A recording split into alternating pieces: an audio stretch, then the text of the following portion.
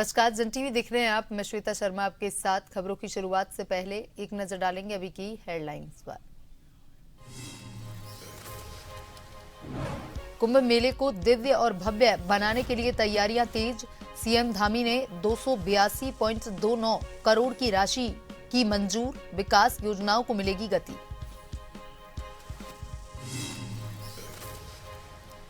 नियमितीकरण व समान वेतन मामले में हाईकोर्ट में सुनवाई। उपनल के तहत कार्यरत फार्मासिस्टों ने दी चुनौती। अगली तारीख 28 अप्रैल तय।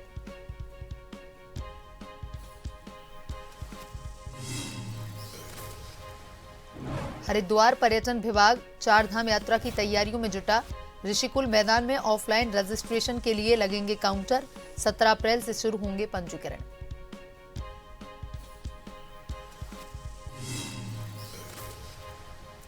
रामनगर के पंपापुरी में गुलदार का मिला शव। जांच में आपसी संघर्ष की जताई जा रही आशंका।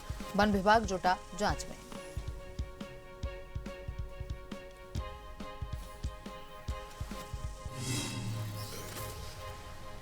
उत्तराखंड के 6 जिलों में बारिश का येलो अलर्ट। 8 में हुई बर्फबारी। केदारनाथ में अप्रैल में चौथी बार स्नोफॉल। पारा 10 डिग्री पार।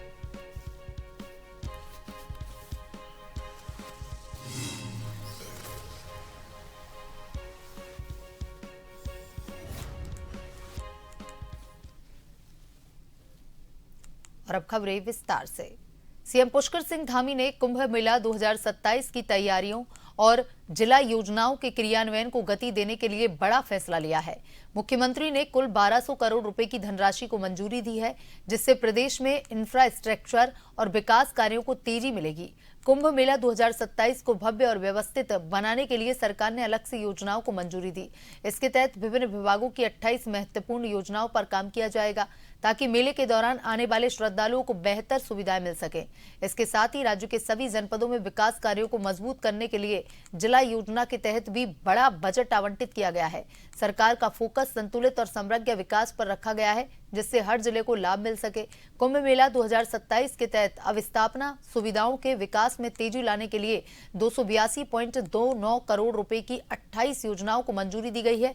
इन योजनाओं के जरिए मेले के आयोजन को दिव्य भव्य स्वरूप देने की दिशा में काम किया जाएगा।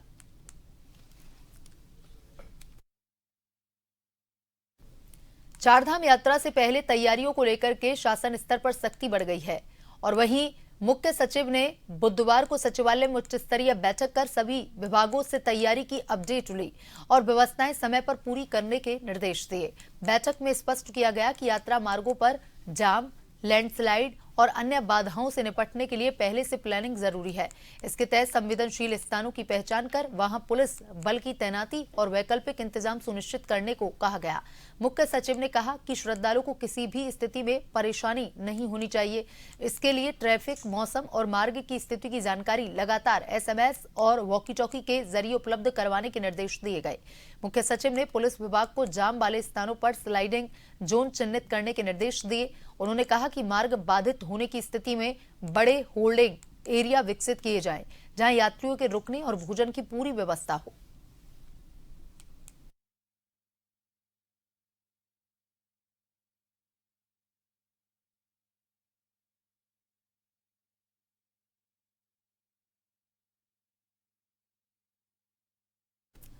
उत्तराखंड में 2027 के विधानसभा चुनाव नजदीक आते ही राजनीतिक सरगर्मियां तेज हो गई हैं।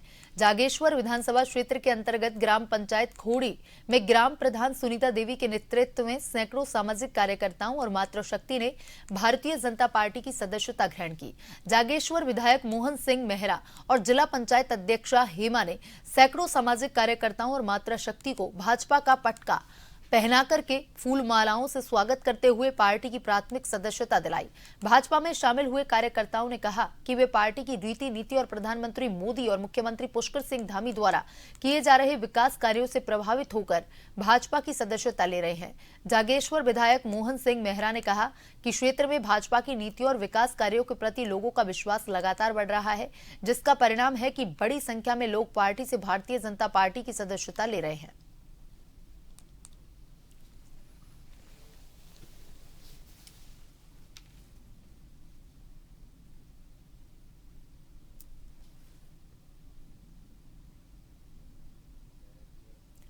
रुड़की के पिरान कलियर में आम जनता की समस्याओं के समाधान के लिए प्रशासन और आयोग एक मंच पर नजर आए। बहुउद्देशीय शिविर में न सिर्फ लोगों को सरकारी योजनाओं की जानकारी दी गई, बल्कि कई शिकायतों का मौके पर ही निस्तारण भी किया गया। उत्तराखंड अल्पसंख्यक आयोग की ओर से बहुउद्देशीय शिविर का आयोजन किया गया और इस शिविर की अध्यक्षता आयोग के उपाध्यक्ष फरजाना बेगम ने की। शिविर का उद्देश्य अल्पसंख्यक समुदाय को केंद्र और राज्य सरकार की जन कल्याणकारी योजनाओं से जोड़ना रहा। इस दौरान स्वास्थ्य, कृषि, पेंशन, खाद्य आपूर्ति, शिक्षा, उद्योग, ऋण योजना, आयुष्मान योजना, महिला कल्याण, चाइल्ड हेल्पलाइन और राष्ट्रीय ग्रामीण आजीविका मिशन से जुड़े विभिन्न विभागों ने स्टॉल लगाकर लोगों को विस्तृत जानकारी दी। शिविर में बड़ी संख्या में पहुंचे लोगों ने अपनी समस्याएं भी दर्ज करवाईं। कुल 50 शिकायतों में से करीब 20 का मौके पर ही समाधान कर दिया गया है, जबकि शेष शिकायतों को संबंधित विभाग को जल्द निस्तारण के निर्देश दिए गए।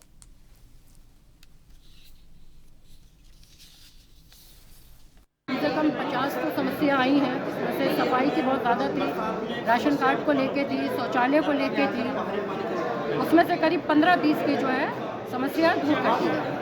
अधिकारी लोग यहाँ पर आए हुए हैं, एसडीएम हैं, ईओ हैं और राशन कार्ड ऑफिस से भी लोग आए हुए हैं। उनको भी कहा गया है कि लोग परेशान ना हो, सबकी समस्याएं दूर होनी चाहिए। बार एसोसिएशन विकासनगर की नवनिर्वाचित कार्यकारिणी ने विधिवत शपथ ग्रहण की। समारोह में मुख्य अतिथि के रूप में जिला एवं सत्र न्यायाधीश प्रेम सिंह खीमाल शामिल हुए। उन्होंने नवनिर्वाचित अध्यक्ष संजय गुप्ता और सचिव मयंक गर्ग को पद एवं गोपनीयता की शपथ दिलाई। इसके बाद पूर्व अध्यक्ष चौधरी विजयपाल सिंह ने अन्य पदाधिकारियों को शपथ दिलाई। इस दौरान नवनियुक्त अध्यक्ष संजय गुप्ता ने अधिवक्ताओं की समस्याओं को शीघ्र समाधान का भरोसा दिलाते हुए जूनियर अधिवक्ताओं को प्राथमिकता के आधार पर चैम्बर और इंश्योरेंस सुविधा उपलब्ध करवाने की बात कही। वहीं जिला एवं सत्र न्यायाधीश प्रेम सिंह खीमाल ने नवनिर्वाचित कार्यकारिणी को हर संभव सहयोग का आश्वासन देते हुए कहा कि न्यायपालिका हमेशा आमजन को सुलभ न्याय देने के लिए प्रतिबद्ध भी है।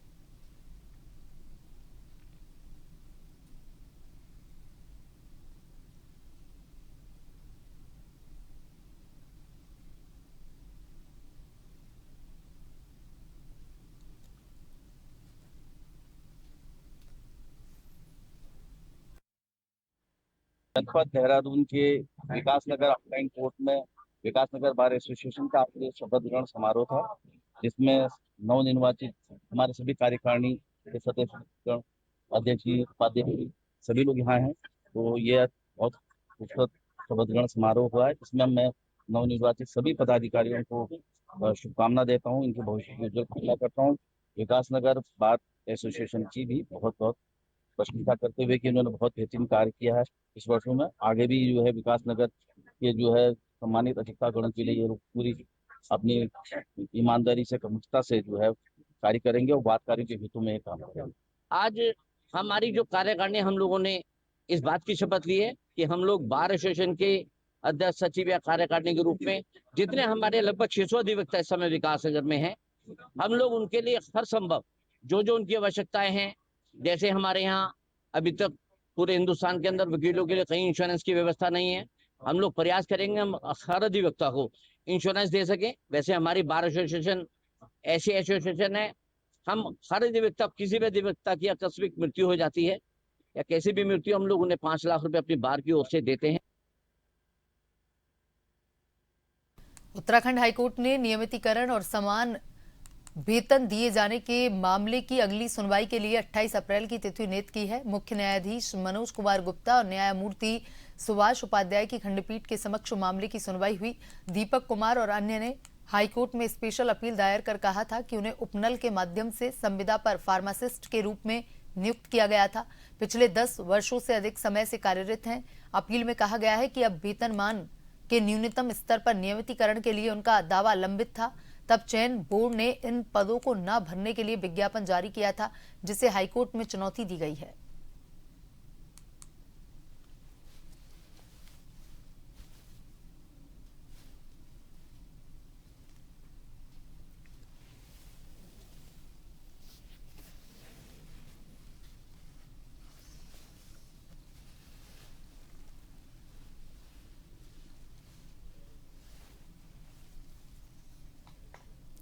उत्तराखंड उच्च न्यायालय ने चारधाम यात्रा के दौरान व्याप्त व्यवस्थाओं और तीर्थ स्थलों पर पशुओं के साथ हो रही क्रूरता के मामले में दायर जनहित याचिका पर सुनवाई की।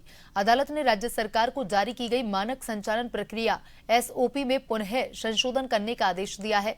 न्यायालय ने यात्रा को श्रद्धालुओं के लिए और अधिक सुगम बनाने, पशुओं की देखभाल सुनिश्चित करने के लिए एसओपी के प्रभावी कार्यान्वयन पर जोर दिया है। मुख्य न्यायाधीश मनोज कुमार गुप्ता, न्यायमूर्ति सुभाष उपाध्याय की खंडपीठ के समक्ष सुनवाई हुई।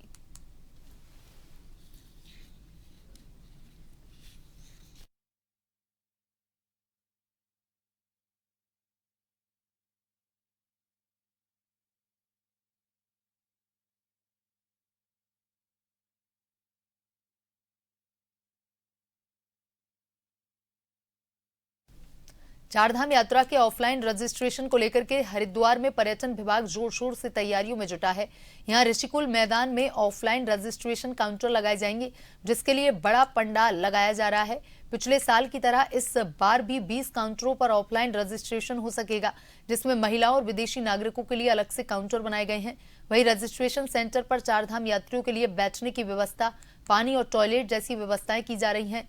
जिला पर्यटन अधिकारी का कहना है कि 10 अप्रैल तक सारी व्यवस्थाएं पूरी कर ली जाएंगी। इसके बाद 17 अप्रैल से ऑफलाइन रजिस्ट्रेशन शुरू कर दिए जाएंगे।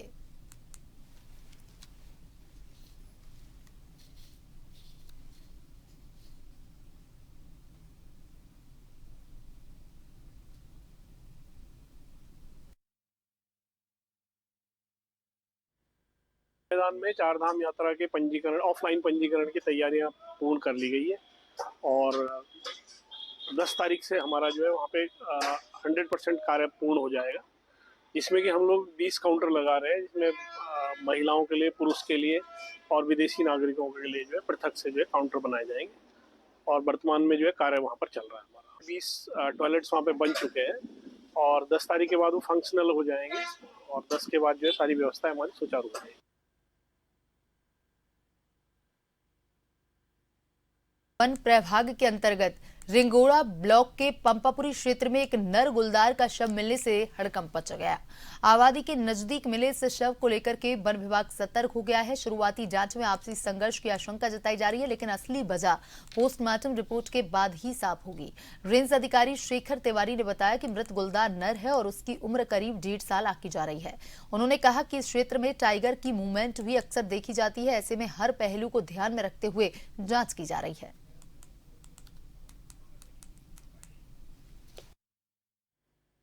सूचना मिली कि एक गुलदार का एक जो है शव जो है रिंगोड़ा ब्लॉक में हमारी पंपापुरी के पास पड़ा हुआ है।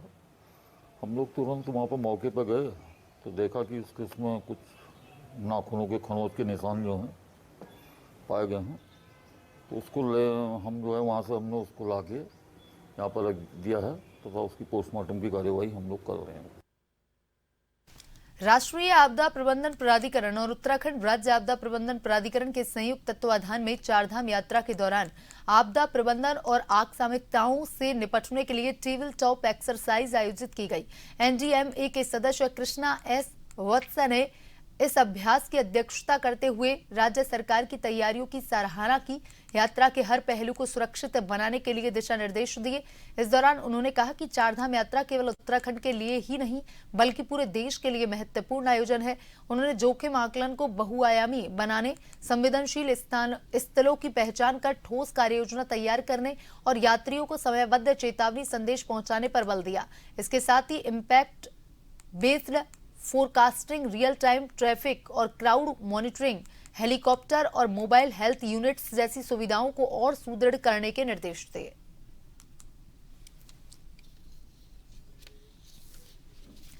उत्तराखंड के 6 जिलों में आज बारिश की संभावना है और इनमें देहरादून, उत्तरकाशी, रुद्रप्रयाग, चमोली, बागेश्वर, पिथौरागढ़ शामिल हैं, जहां कुछ स्थानों पर हल्की से मध्यम बारिश के साथ 3000 मीटर या उससे अधिक ऊंचाई वाले इलाकों में बर्फबारी की संभावना जताई गई है।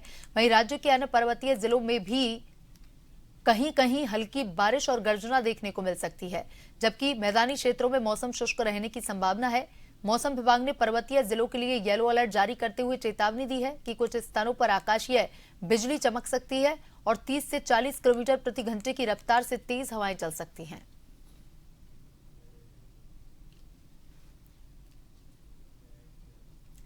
प्रधानमंत्री मोदी का 14 अप्रैल को उत्तराखंड दौरा प्रस्तावित है। जानकारी के मुताबिक इस दौरान प्रधानमंत्री मोदी देहरादून नई दिल्ली एलिवेटेड एक्सप्रेस वे के साथ ही अन्य विकास योजनाओं का लोकार्पण शिलान्यास करेंगे।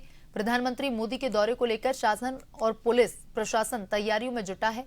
प्रधानमंत्री के दौरे की तैयारियों को लेकर देहरादून के एसएसपी प्रमेंद्र डोवाल ने बताया कि प्रधानमंत्री के दौरे को लेकर जनपद पुलिस सभी तैयारियों में जुटी हुई है।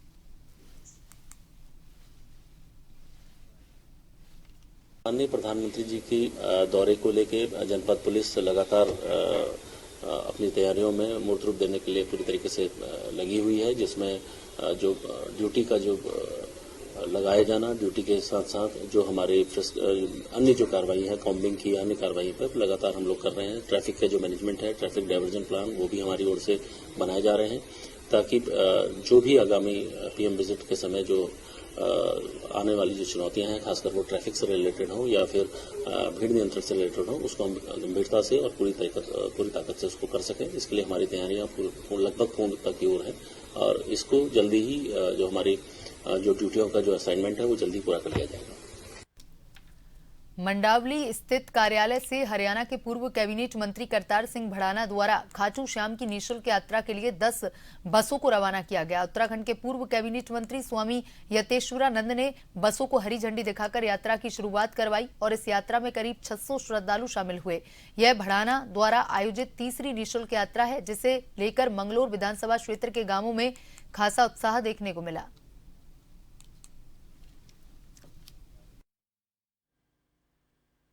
हमें करतार सिंह भड़ाना जी के द्वारा भेजा जा रहा है और हम बहुत खुश हैं उनके काम से। कोई खर्च वगैरह लिया? जी, हमारे से कुछ भी खर्च नहीं लिया जा रहा है।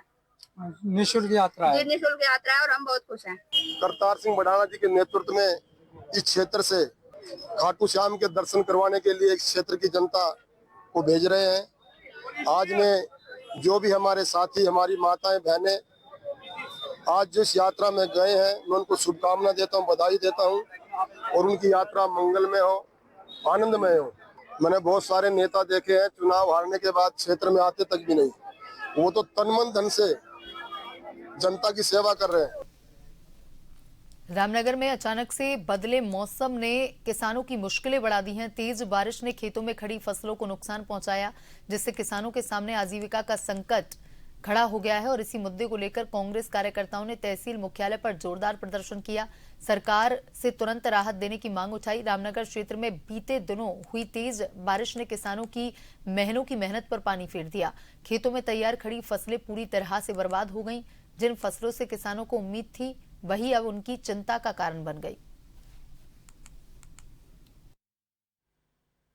को और बारिश से जो है गेहूं की खड़ी फसल को और जो कटाई शुरू हो गई थी गेहूं की, उसको भारी क्षति हुई है। एक तो बारिश से जो है गेहूं का रंग अब जो है काला पड़ जाएगा और आधे से अधिक फसलें गिर गई हैं, उसमें 30-35% करीब का नुकसान हो जाएगा। तो हम सरकार से मांग करने आए हैं कि वो क्षतिपूर्ति का, चाहे वो गेहूं की फसल हो, दूसरी सब्जी की फसलें हो या आम, लीची या दूसरे फलों की फसलें हो, उन सबकी क्षतिपूर्ति का आकलन कर किसानों के लिए मुआवजा पैकेज की तुरंत घोषणा करें।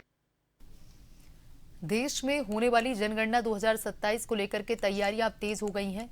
उत्तराखंड में पहले चरण के तहत मकान सूचीकरण और मकानों की गणना का काम 25 अप्रैल 2026 से शुरू होकर 24 मई 2026 तक चलेगा।